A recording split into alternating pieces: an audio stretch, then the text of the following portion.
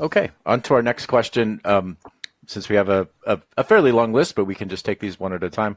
One of the things that comes up when doing any reconstruction of the Marcionite text is the difference between patristic attestations. Tertullian might say one thing in one place and then something else in other places. Epiphanius and Tertullian might disagree. Adamantius dialogue can vary from them. So did you feel like you developed your own custom method for how to weigh the different sources and how to decide between discrepancies between them? Do you feel like you gave more weight to one person than another or one source than another as you went through your apostolos reconstruction? I have to say that a lot of ink has already been spent on how to weigh those chaps. But I think it turns out when I combine the lexicographical and semantic studies with those attestations, that Tertullian has, as many people have seen it before, Tertullian is or has to be given a bigger credit most of the time than any of the others. So I think if we've got a hierarchy, I would say most of the time you have to start with Tertullian, which is natural because he's closer to the times of Marcion. He might have had a better text. But I think the major difference that it makes is, and that accounts for the more recent times that the so-called canonical text exists, I think the text still has less of an influence on the mind of Tertullian than it has after 150 years being around in the reading of Epiphanius. Even if Epiphanius had the same text, he certainly didn't. He certainly had a slightly altered text on Marcion's text, because one of the other questions which I think always has been raised, does the text of Marcion's New Testament suffer or just is exposed to the same kind of scribal errors or also redactional changes over time? And I think it would be quite strange if the Marcionite text would be exempt from the nature and the natural progress or decay, whatever you want to say, about the redactional processes, and copying processes from the canonical text. So I think those go more or less in parallel. However, having said that, why over time I think that the Marcionite text, even if the text itself stood the test of time, then the people who have read it and then report about or write it down, like Epiphanius does with his excerpts, after 150 years of a growing influence of the canonical text, the slippages into the canonical dictionary and into the canonical way of phrasing verses becomes more and more powerful.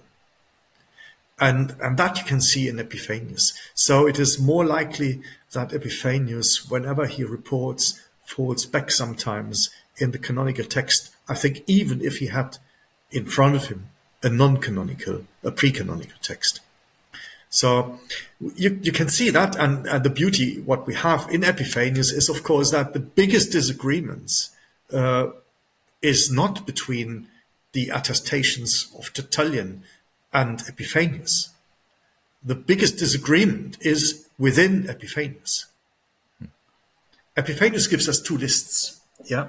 So when he talks about his writing the Scholia and writing then his comments about those excerpts, he tells us that he has made a list some years before that time. And somehow he didn't get around to writing his commentaries straight away.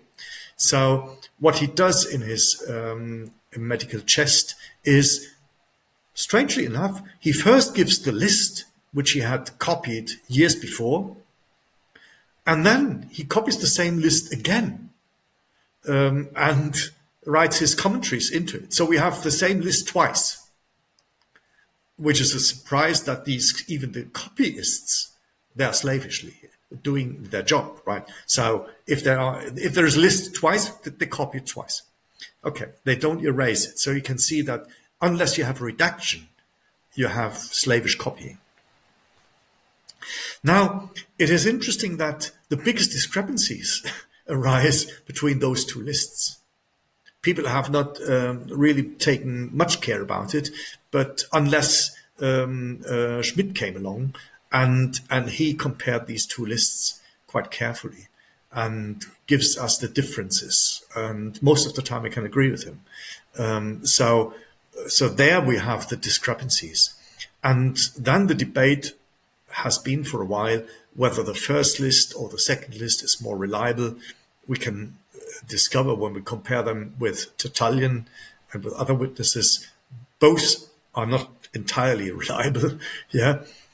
So there are slippages in one places and in the other places. And that's, I think, even not Epiphanius' fault. It might be the fault of the copyists later on. But having said that, what you need to do is to take care when you compare writing these texts and re-establishing these texts, you have to take care of every variant. Now, the bigger problem is most colleagues have in the past worked from the critical editions, which we all have to do somehow. But we also have to take care of the variants which are embedded in the manuscripts which have been used for doing the critical text of Tertullian against Marcion, where we have our Tertullian attestations, and of Epiphanius. We have not many manuscripts, I mean just two for Epiphanius. But every so often, Karl Holl, who was a great philologist, but it was the time when these great philologists thought themselves usually above the text and were correcting these texts. Now, in the case of Holl, he usually corrects the second time the list comes according to the first list, even if the two manuscripts are unanimously in opposition to the first list. And sometimes he takes the first list and corrects them in light of the second list. So I have tried to find out why he was using once that way and once the other way around. I couldn't find any reasoning behind it, really. So I think he, if I'm not mistaken, he was trying to make sense of the text. And if it sounded a bit more likely that the first list made more sense to him, even in the second place, with both manuscripts disagreeing, he overrode the two manuscripts. Which means that in my reconstruction, I always try to take notice if we have unanimity in the two manuscripts.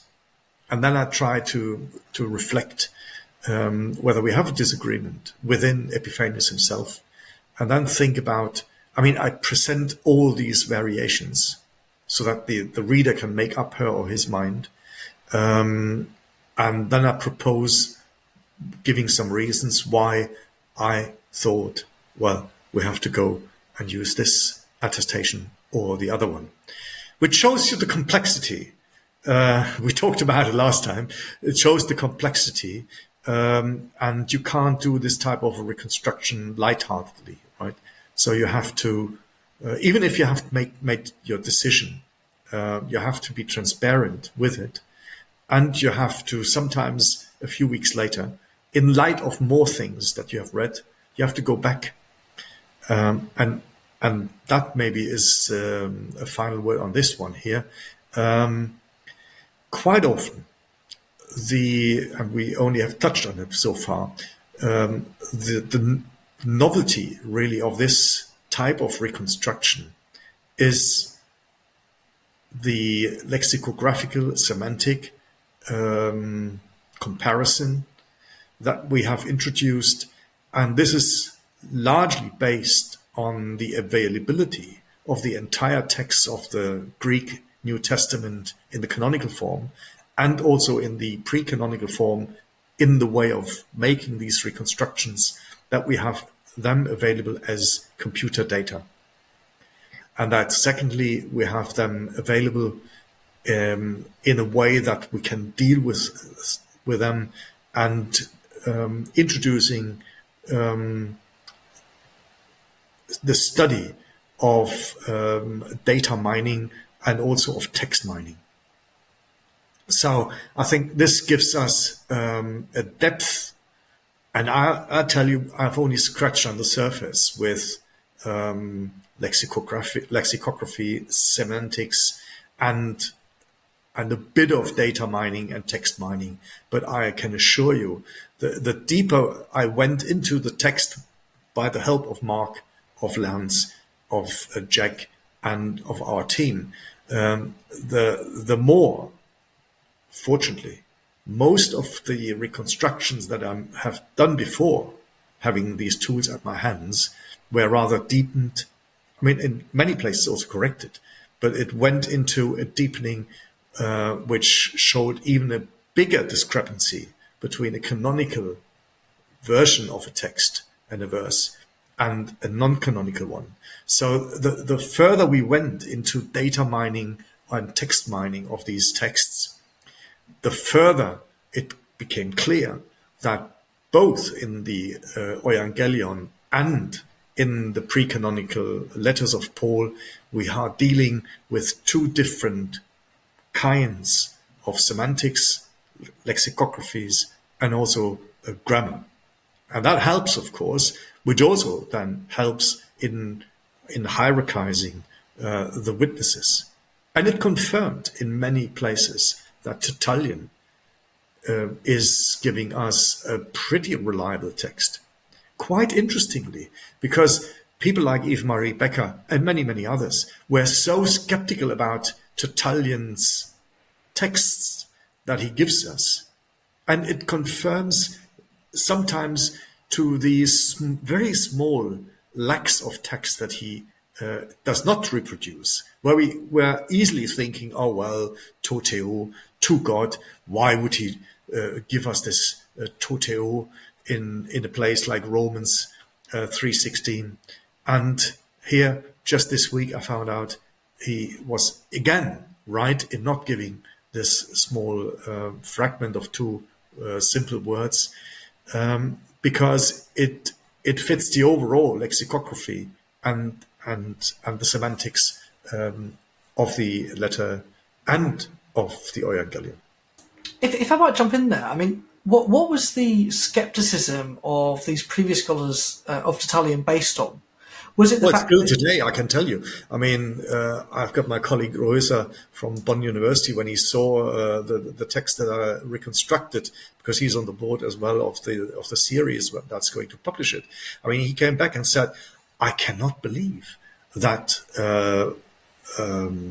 Paul, I mean, the earlier Paul, right, that we have chapters missing, like 2 Corinthians 8-10. How can it be that 3 chapters are entirely not part of 2 Corinthians? Impossible.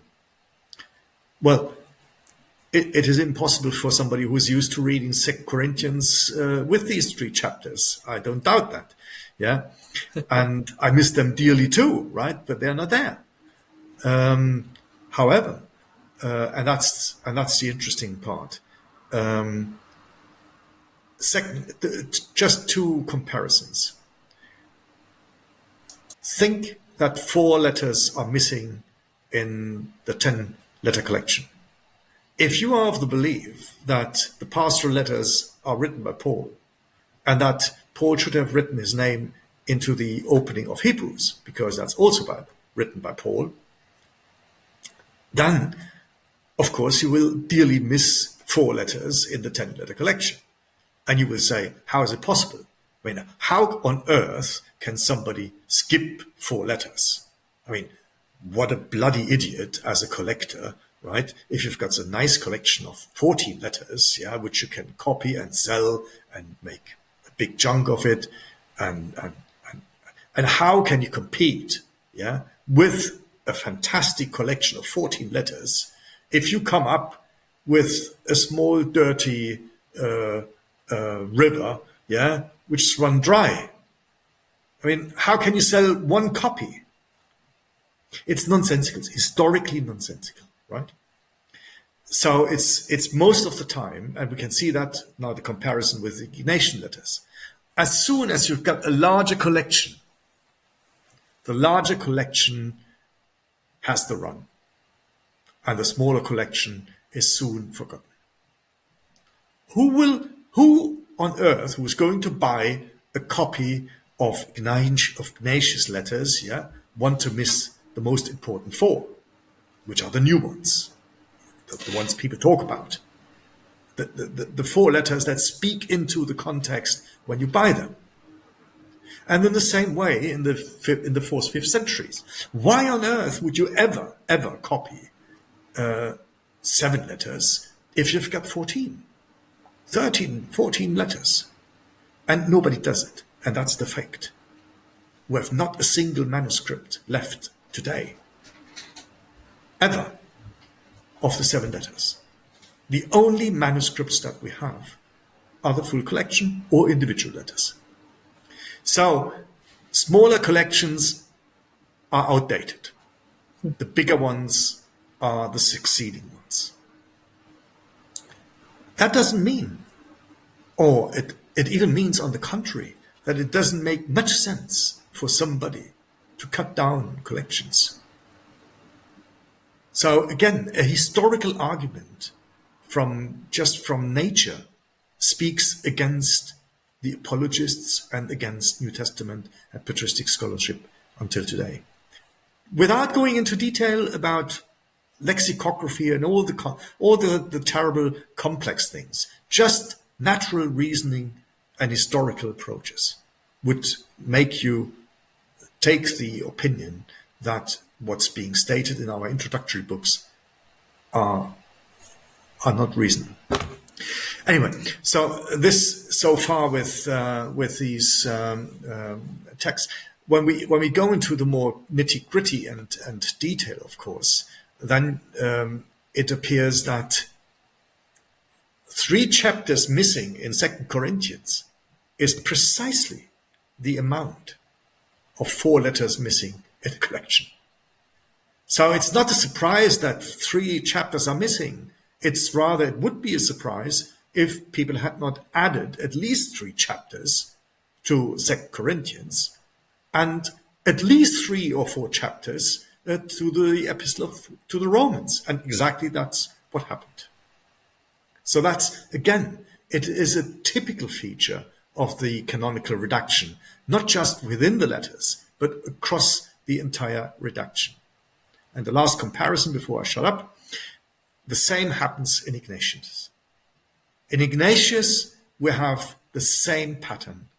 We have chapters over chapters in Ephesians, for example, yeah, which have been added. And precisely the same thing. We have 4 new letters. By surprise, 4? Didn't we just say we have 4 new letters in Paul?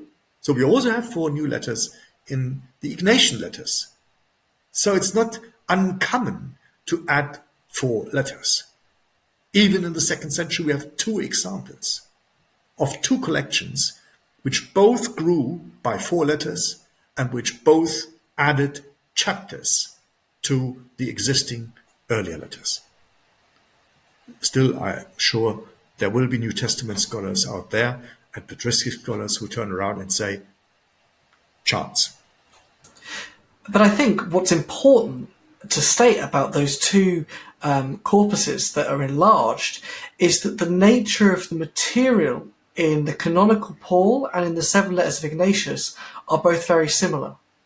So whereas the 3 letters of Ignatius in the short recension and the Marcionite Paul do not show, to my mind as I can see yet, much similarity and crossover, when the canonical... This is an important observation, and that tells us that the origin of these materials which are at the basis of the Marcionite collection and the basis material of the Ignatian letters are material of independent backgrounds. Yet the canonical redaction and the redactions of these texts, both of the collection of the Ignatians and the collection of the Roman of Paul, done in the almost same context, Asia Minor, around Smyrna, in the background is Polycarp, in the background is Irenaeus, both making use of both of the same collections. We have the first information about Ignatius in Polycarp. We have then the information in in Irenaeus. And these are exactly the same people who are also claiming the canonical redactional texts of our New Testament. You can see how close the redaction is. And that's why we have these overlaps. Yet the underlying structure of those 3 letters of the Ignatians and let's say the 7 letters of Paul, with the 3 letters, Ephesians or Laodiceans, Colossians and 2 Thessalonians, it's a different case. We will come to that in our podcast. But certainly with the 7 letters, exactly the same with the 3 letters in Ignatius, they are pretty different. Yeah, very much so. And not just different, but also those editions contain so much of what we take for granted or scholarship has taken for granted as first century ideas. Absolutely. Things that we are so complacent with and in dealing with are actually more likely late second century at that, editions. And again, this is in the minutiae, I suppose, but at some point we'll come on to it. But nonetheless, important for people to realise that there seems to be a staging of these things. That there is a pre-canonical and I'm going to call it a pre-canonical Ignatius, although Ignatius never makes it to canon, narrowly misses out. But there's a staging of this. There's a non-canonical and then a canonical format and a canonical way of writing and thinking. I would even say, even if it's not that Ignatius ends up in the canon, not in the New Testament, the canon and the New Testament hadn't survived the hundreds of years of dating if the Ignatian letters were not the subsidy.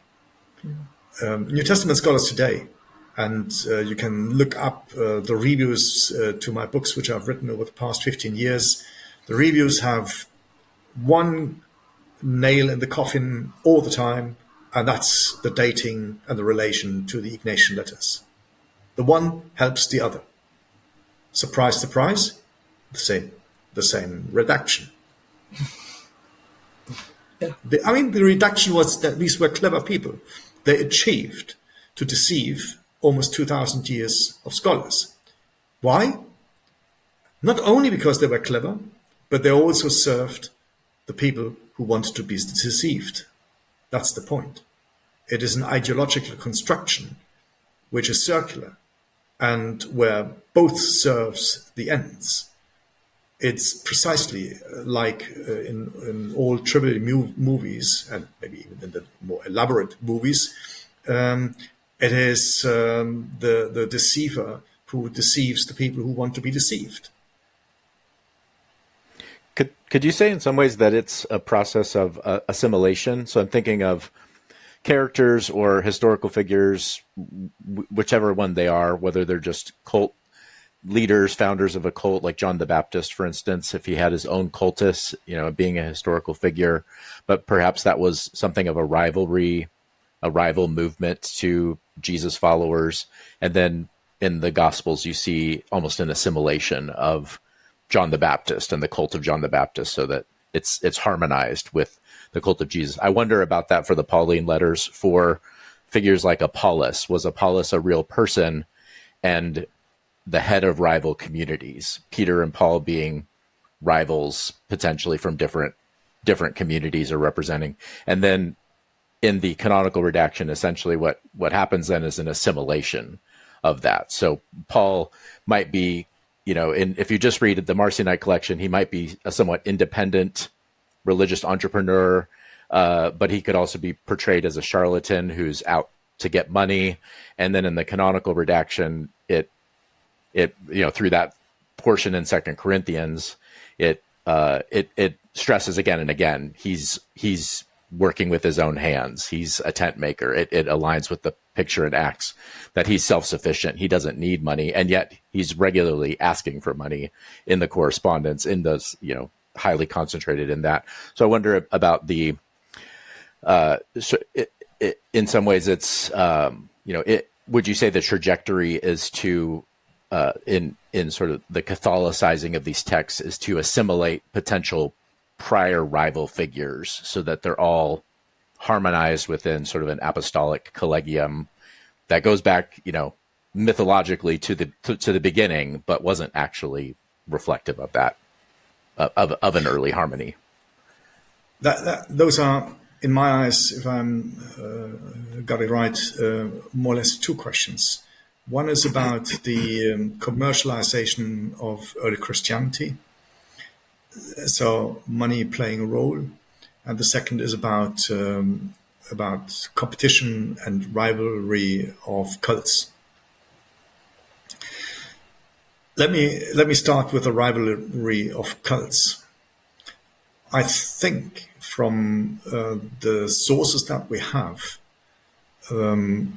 we have to assume that there were rivalries. I mean, where you have two people, even in a couple, in the family, you have rivalry. So that's the nature of human beings. You have academics. The nature of academia is to be in rivalry, in competition with others. We know it from Galenus, we know it from Justin. There is a big rivalry in getting the best students. Galenus talks about the professors waiting for the new students to arrive at the harbors, right, and competing to get the best ones. So it's like universities today, because most of them also make money on them. And even if Justin claims that he doesn't make money, it's his fame, which is probably what we would call the intellectual money. So it's still rivalry, yeah. And the difference now is, or do we know of rivalry of cults? Now, that's a difficult question, because a typical feature of Middle Platonic teachers is that they are not purely professors. They are seen as mediators of the divine, of Sophia, of knowledge.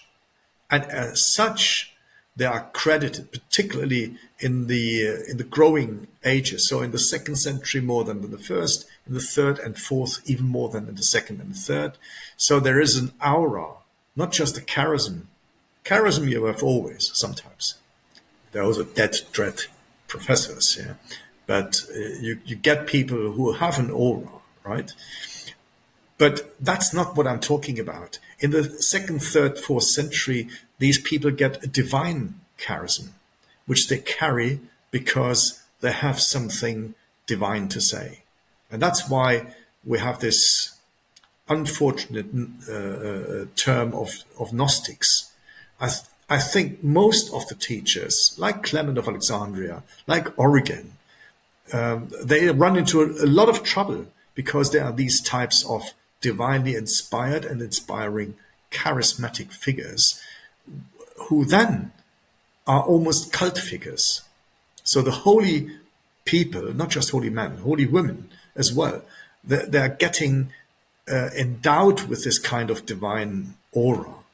And people give donations. People approach them with admiration and distinction.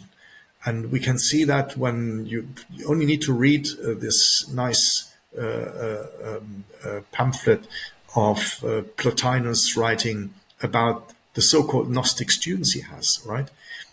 These are Christian students who also attend his lectures, and they see in him almost a person to worship. And who amongst the teachers doesn't want to be worshipped? It's a great thing to be worshipped, right? and you can even teach without receiving money, but this is an elevation of the person and the personality. So that grows, and we can see that almost all, not all, but almost all teachers in the 4th, 5th centuries are becoming cult figures. Now, coming back into the 1st and 2nd century, it's interesting, we have hardly any knowledge about those early cult figures. We don't have it in the 10-letter collection in Paul. We don't have it in the 3-letter collection of Ignatius. Even names are very sparse or very rare. There isn't a big network of admirers and people to whom you reach out and who are your admirer and you give credit to them. And that's the interesting thing. We both see it in the 14-letter collection of Paul. We see it in the 7-letter collection of Ignatius. We see it in even attempts in the rudimentary knowledge that we have of Dionysius of Corinth and his 8 letters that we know of. So there is a growing tendency towards that. But to come back to your question, from the evidence we have, I don't see and I don't think that this is a big phenomenon in the 1st century. Of course, we have, do we have John the Baptist in the 1st century? I don't know. What I think is more, what we get to know about these people, so the creation of Apollos, who is absent from the 10-letter collection, as we talked last time about it, as Timothy is absent. So he is being introduced into the 14-letter collection. And surprise, surprise, he plays a very big role in Acts.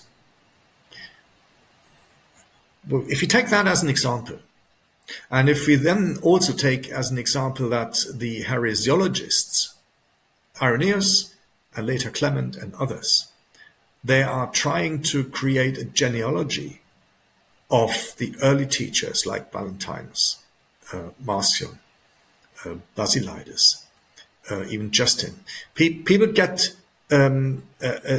are given a family, a father and a grandfather, so that they were not the initiators of their own teaching. They were dependent on figures. Cerdon was the teacher of Marcion. We have nothing about Cerdon. Yeah, he's a chimera. And I would think that most of the people that we are finding as the rival claims, John the Baptist, Apollo, and you can list a whole range of people, be it others that you find in the 14-letter collection or in Acts. I think they're inventions. They're inventions that reflect what is going on around 170 following, where we have indeed rivalry cults. And a fantastic example are Lucian, when he mocks about the Christians and the Jews and the philosophers. And here you have somebody who jokes about these type of rivalries, but that's a reflection of contemporary religious competition. So I would think coming to the year 170 and following, we have a full blossoming of rivalries and even cult rivalries. You find it in Rome, yeah, where you have the bishops who are in competitions about their Christian cults. So we have Christian cult rivalries. You have the same cult rivalries in almost all big cities. And what they do is when they write these or redact these texts, they are addressing their situation and their context. And that's the late 2nd century context, which leads then in the 3rd century, where more and more you get to these harshness about and against the rivals. Yeah. so that in Epiphanius to get a chest box, I mean a medical box by which you can kill your rivals, right? So you can save yourself, yeah, and the rest becomes, like in Justin already, demons. So it's not only that they are rivals in the sense of that you can talk to them. No, they are religiously loaded rivals who become the black satanic cults with demons who are obsessing them and similar things. I wonder if we could come back to the sources question. Go ahead. Yeah, money was one other thing. Again, the commercialization of Christianity is a typical feature of the later 2nd century. Paul in the 10-letter collection is self-sufficient as far as we know, but money doesn't play a role. He is no collector of money. He doesn't ask people for money. He doesn't give money. Money is a no starter. And similarly in Ignatius. But jobs come in. Jobs, people fed by the collection and fed by collecting money, fed by the community. That you will find in the Didache, that you find in Ignatius, that you find in the 14-letter collection, and of course, a major issue for Acts. Again, I think it is a reflection of a slowly self-containing, self-supporting Christian cults that need this type of influx also to pay for serving the poor, but also through serving the poor, serving themselves. Now, the whole collection for the poor in Judea, that's only a canonical emphasis, and in some ways it's not just a financial program and a fundraising program, but it's a Judaizing program, and it's a historicizing program and a salvation history program, so that Paul becomes something of a prophetic figure who's helping to link back this community to its mythical past and to this geographic center and cult center. And there is a financial reason for that, because can you imagine when Jews have been banned from Jerusalem, the amount of assets left behind? If we take, say, 20 synagogues, probably 50 synagogues, but even if you only have 10 synagogues, yeah, who runs them? Who owns them? Who inherits them? Then all the places where people lived, the libraries, the businesses of these people, the income from pilgrimages, prostitution, God knows what. Christians step in and are happy to claim that they are the same people who inherit all of these places. Would you say that? So I think there is a commercial reason for not just a theological one. When Hadrian proscribed Jews from being in traditional land of Judea, was there also a resettlement program that was a part of that? And do you see the canonical literature fitting into something like a resettlement program? That. Yeah, we know it from Eusebius that people resettled to Pella. People resettled. They had to resettle. Marcion is a fine example. He also had to resettle, whether deliberately or not, I don't know. But we know it from Justin. He was one of the people who resettled. Yeah. And we know it from Clement of Alexandria that he said after the Jewish War, the Second Jewish War, the first Christian teachers resettled from the lands of Jerusalem and from the lands of Judea, Samaria, into cities in the north, like Ephesus, but then finally ended up either in Alexandria, like Basilides, or in Rome. And these were people who somehow collaborated with the Romans. They're going to Rome. People who are more closely related to the Jewish community Probably they rather went to Alexandria, but then it might have been just family reasons or whatever the reasons were to make a decision to go to the north or to go to the south. That we don't know, unfortunately. But it's quite clear there must have been a massive, massive resettlement. We don't know how many thousands of Jews did live in Jerusalem, but it would have been a surprise if the city of Jerusalem had not thousands of them. So take away those, but leave all those Christians who were uncircumcised, and like Eusebius say, who are now electing their first bishop who is uncircumcised after the Second Jewish War. So they have established themselves as a continuation of the Jewish cult system after the Christians who were circumcised had left. And I think it was more natural again that they stepped into the shoes of those people who had left, probably hoping that when these people come back, they could hand over the houses again to them. But the first initiative, of course, was and must have been to take care that these buildings are not moving over to soldiers and not over to the Romans.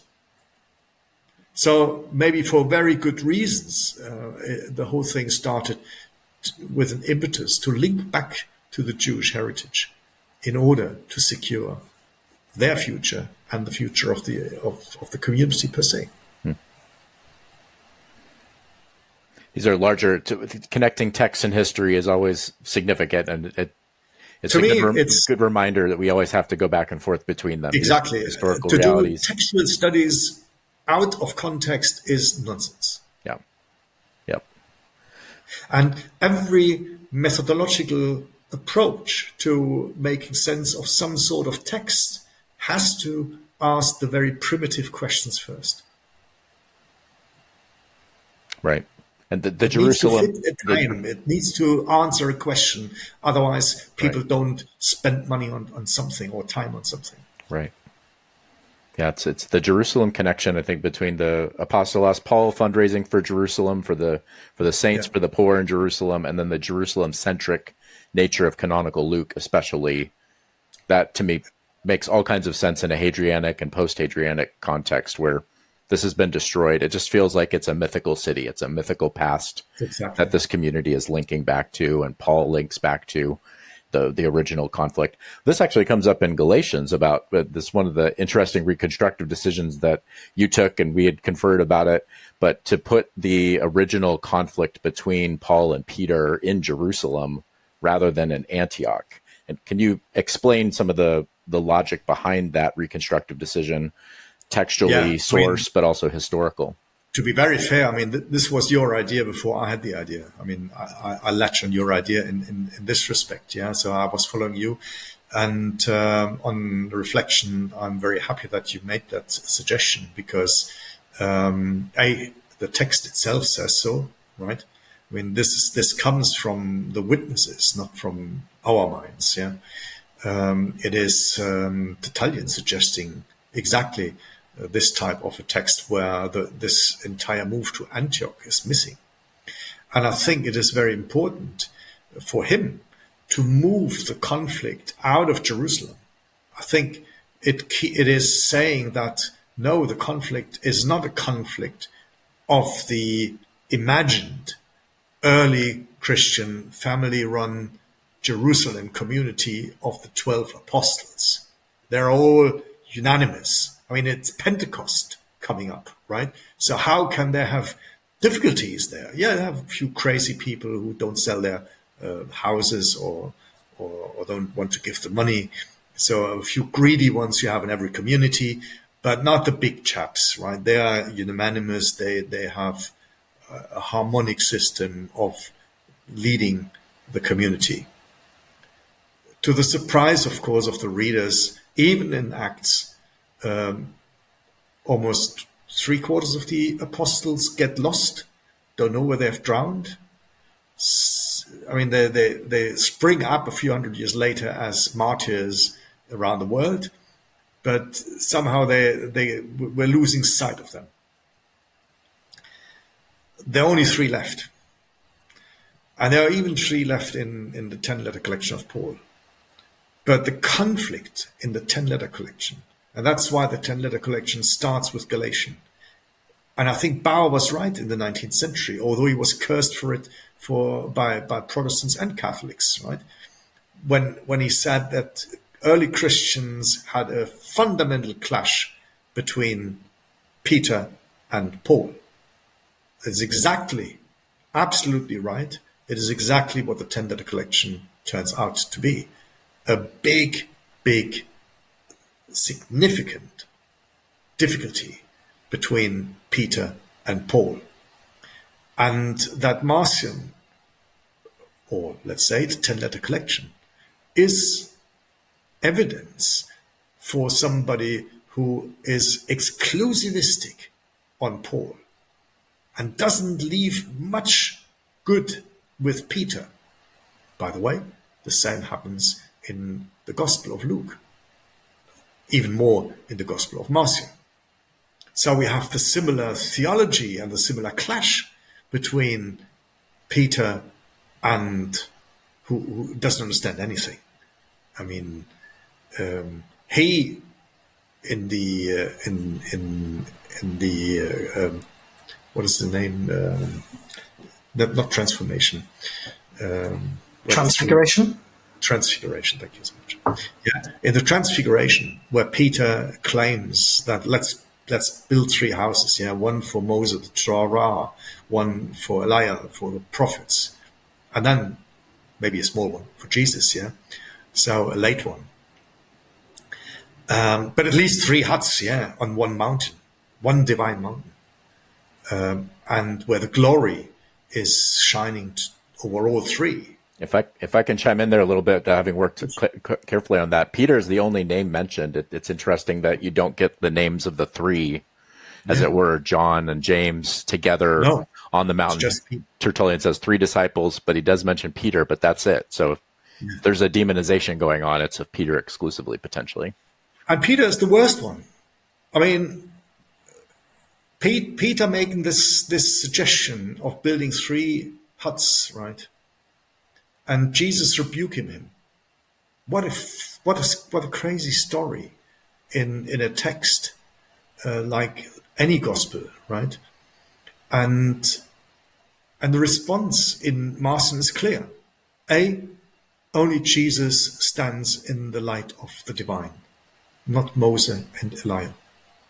Moses and Elijah, according to the text in the Gospel of Marcion, they are both leaving the scene before the voice from heaven comes. So they are no longer there. Oh, sorry, the other way around. In Marcion, they are still there. It is in Luke that they are disappearing. No, in Marcion, they are still there. So when the heavenly voice comes and says, "This is my divine son, you should listen to him," he is not saying, the divine voice, listen to all 3.